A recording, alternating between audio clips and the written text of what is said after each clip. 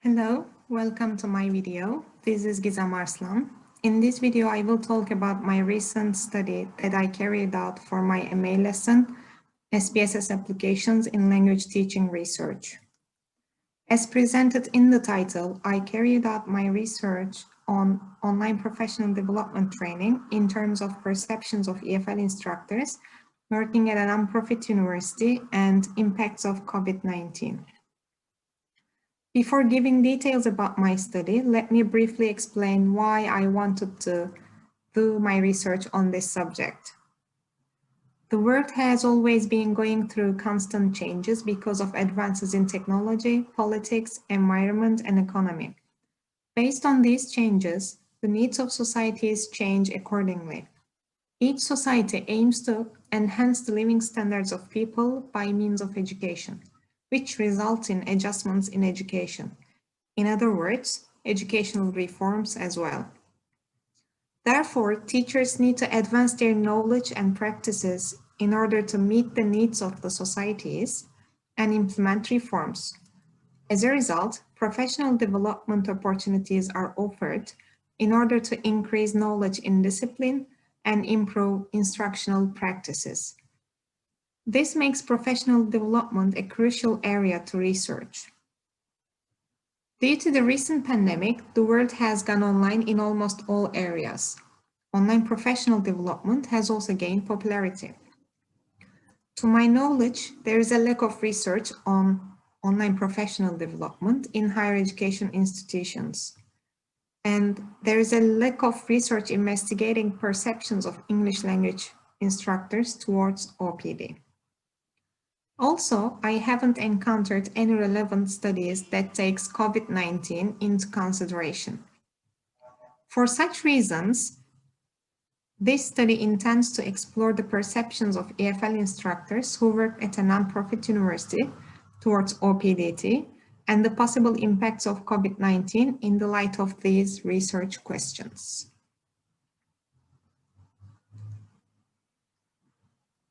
From now on, starting from the research context, I'll be talking about the details of the study. The study was conducted in the School of Foreign Languages at a nonprofit university in Turkey. The institution supports professional development to enhance the quality in teaching and provides regular training. When instructors would like to attend such programs outside the institution, they are also supported. Traditionally, these programs are delivered face-to-face in classrooms or conference hall. Yet, along with teaching, professional development has shifted to virtual platforms as well. As for the participant selection, convenience sampling was employed. EFL instructors who worked at a particular university who has received OPD training and who were available to participate were chosen. More than half of the instructors aged between 31 to 40, while the age of only one participant was between 22 to 25. You can see the information about educational background and years of teaching experience in the table.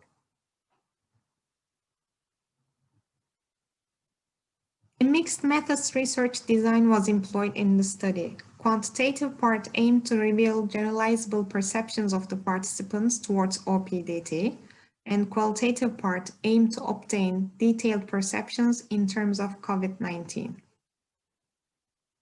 In order to obtain quantitative data, an online survey consisting two parts was carried out.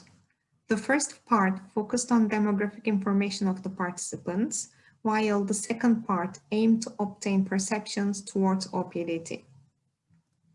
For the second part of the survey, the scale was adapted from Emre, which was developed by Venkatesh and his friends, except the motivation section, which was designed by Gasket.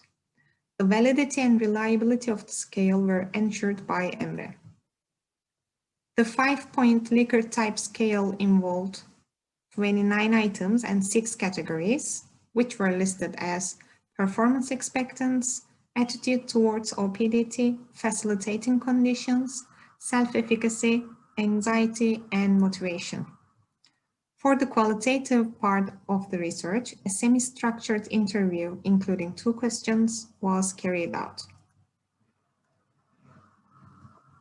The survey and the semi-structured interview were formed on Google Forms, and the survey link was sent to the participants via WhatsApp. The quantitative data was analyzed through SPSS 25th version. Descriptive statistics were employed for the item and category-based perceptions, while correlation analysis was utilized to check the correlation between categories and demographic information. As the normality of distribution wasn't met, Spearman test was carried out for correlation analysis. For the qualitative part, the answers were coded twice iteratively and the codes were categorized. Then the data was interpreted by focusing on the scope of the research. I will report the findings in accordance with the research questions. The data analysis revealed that the instructors had positive perceptions towards OPDT. Performance expectance that includes items such as OPDT is good for teaching, it increases my productivity, was the most agreed part on the scale, while anxiety, including items such as I hesitate to receive OPDT, it scares me and makes me anxious, was the least agreed part. In terms of motivation and performance expectance, enhancing student learning was an agreed goal. Lack of facilitating conditions and technical support from the institution weren't an issue for the participants, and anxiety due to the technical issues was not an obstacle for the participants. Besides student learning, teacher learning was also an appreciated outcome of OPDT. Educational background could be expected to be related to the self-efficacy and performance expectations of instructors. However, the analysis revealed no significant correlation. Also, considering that previous experiences make us who we are today, work experience of instructors could be expected to be related to facilitating conditions, attitudes, and motivation. Similarly, no significant correlation was found between facilitating conditions, attitudes, and work experience. Yet, a significant negative correlation was revealed between motivation and work experience. Older instructors could be related to having challenges with technology, while younger instructors could be related to being comfortable with technology. But the study revealed no significant correlation between age and anxiety. In his study about technology engagement in OPD, Scott also reveals no relation between technology engagement and age. Moreover, he stresses that older teachers were fully engaged in technology-integrated activities. 59% of the participants stated that the recent pandemic had impacts on their opinions towards OPDT. All the perceptions were in favor of OPDT and categorized as the necessities of the time, new experience, and flexibility. For the necessities of the time, participants mentioned that it was important to keep updated, to be prepared for the unexpected situations. It was requirement of the day. For new experience, some participants stated that they met OPDT due to the pandemic and it was an opportunity to make use of it. In terms of flexibility, they mentioned flexibility of time and place. Eliminating place restrictions made some participants safe, and eliminating time restrictions resulted in effective use of time. And based on the findings, some conclusions could be reached. The instructors were aware of the fact that OPDT was necessary for their practices, and it was appreciated even by instructors who thought the pandemic had no effect. By knowing that support was available when needed, self-efficacy of instructors would increase, while anxiety wouldn't be an obstacle in receiving OPDT. Less teaching experience could lead teachers to enhance their practices with the help of professional development. And considering that education has been maintained online is an educational reform, OPDT may be referred as the hands-on experience of this new reform.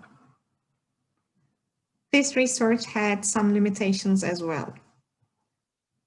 The study was conducted with a relatively small sample. Acknowledging that sample size affects the reported significance to a great extent, another study could be conducted with larger sample in order to obtain safer results and increase the generalizability.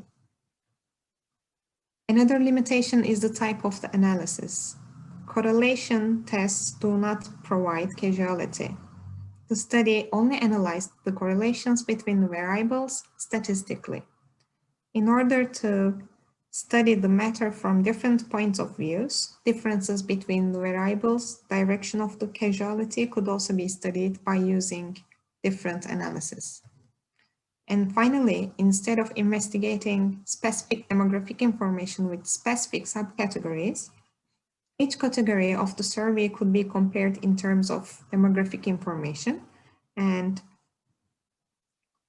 get a wider view on the subject. That's all about my research. Thank you for watching.